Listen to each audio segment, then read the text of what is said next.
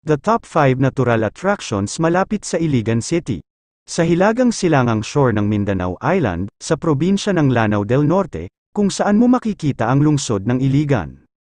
Dahil sa malapit nito sa hindi kulang sa 23 waterfalls, na marami sa mga pinakasikat na tourist destination sa Pilipinas, ang Iligan ay minsan ay tinutukoy din bilang City of Majestic Waterfalls ng kapwa mga lokal at bisita. Ang mga nagbibigay na naghahanap ng short break mula sa bustle ng heavily developed areas ay magiging perpektong destinasyon ang lungsod dahil ito ay malapit sa malawang variety ng freshwater spring, beaches, hiking trails, at iba pang natural attractions. Narito ang 5 fantastic sites na hindi mo dapat palampasin. Talon ng Maria Cristina, ang Maria Cristina Falls, na humigit kumulang 9 na kilometro mula sa sentro ng lungsod, ay ang pinakakilalang palatandaan ng lungsod ng Iligan at marahil ito rin ang pinakasikat na destinasyon ng turista, matatagpuan sa Agus River. Ang 320-foot waterfall na ito ay nakakaakit ng libu-libong manlalakbay bawat taon sa kanyang walang kapantay na natural na kagandahan at kamahalan. Dahil sa kung paano pinaghihiwalay ng isang malaking bato sa gilid ng talon ang bumabagsak na tubig sa dalawa habang pababa, ang Maria Cristina Falls ay kilala rin bilang kambal na talon. Ang natatanging katangiang ito ay inaakalang pinagmulan ng isang kilalang kwentong bayan tungkol sa isang pares ng kambal na kapatid na babae na tumalon mula sa talon matapos malaman na sila ay umiibig sa iisang lalaki. Ang malungkot na kwentong ito ay isa lamang sa maraming nakakaintriga na kwentong bayan. NPC Nature's Park, sa loob ng Agus 6 at 7 Hydroelectric Power Plant Complex ng National Power Corporation ay ang Eco Adventure Park na kilala bilang NPC Nature's Park. Ginawa ito ng hangarin na gumuhit ng mas maraming mga bisita sa Maria Cristina Falls at pagbibigay sa kanila ng mas maraming pagkakataon na makukuha sa kamangha-manghang likas na kaluwalhatian ng lugar. Ang parke ay kapansin-pansin para sa kasaganaan ng mga lokasyon kung saan maaaring makita at makisali ang mga bisita sa mga lokal na hayop, tulad ng isang koi pond, isang butterfly hardin, isang buwaya na bukid, at isang maliit na zoo. Para sa mga nais magpahinga, kumuha ng kagandahan, at marahil kahit na kumuha ng ilang magagandang larawan, isang serye ng pagtingin sa mga deck sa mga bangko ng Agus River ay mainam. Ang mga bisita na mas matapang ay maaaring lumahok sa mga aktibidad tulad ng ziplining at pag-akyat sa bato.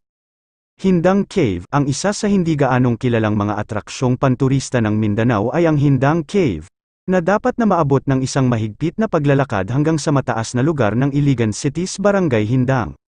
Ang mga bisita ay dapat maglakad pataas sa isang makabuluhang lugar ng malago na kakahuyan.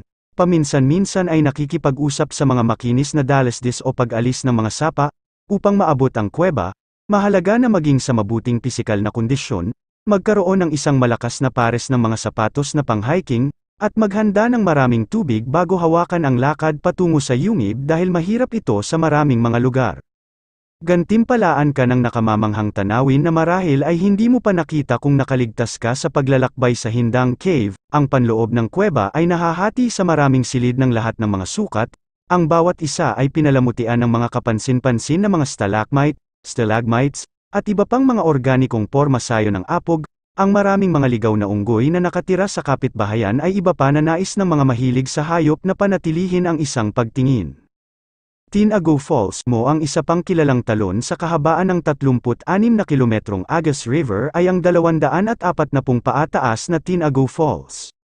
Dahil sa kanilang baluktot na lokasyon na malapit sa ilalim ng isang malalim na lambak, ang pangalan ng talon ay nagmula sa salitang Pilipino para sa nakatago. Ang mga bisita sa talon ay dapat na maingat na bumaba sa isang 500 hakbang na konkreto na hagdanan.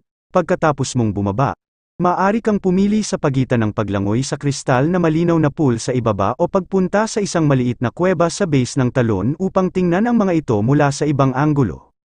Villa Gracia Whitewater Rafting, hindi na kailangang maglakbay ang mga bisita sa Mindanao patungo sa Cagayan de Oro upang tamasahin ang isang kapanapanabik na pakikipagsapalaran sa puting tubig. Ang unang resort sa lugar na nagbibigay ng mga panauhin ng ganoong karanasan ay ang Villa Gracia Resort sa Elegance Barangay Dejkilaan, na nag-aalok ng mga aktibidad ng puting tubig. Ang isang mabilis na gumagalaw na katawan ng tubig na humigit kumulang na 15 kilometro sa labas ng Iligan City na wasto, ang Mandulag River, ay nag-aalok ng mga turista na naghahanap ng kasiyahan upang sumakay sa mga rapids nito.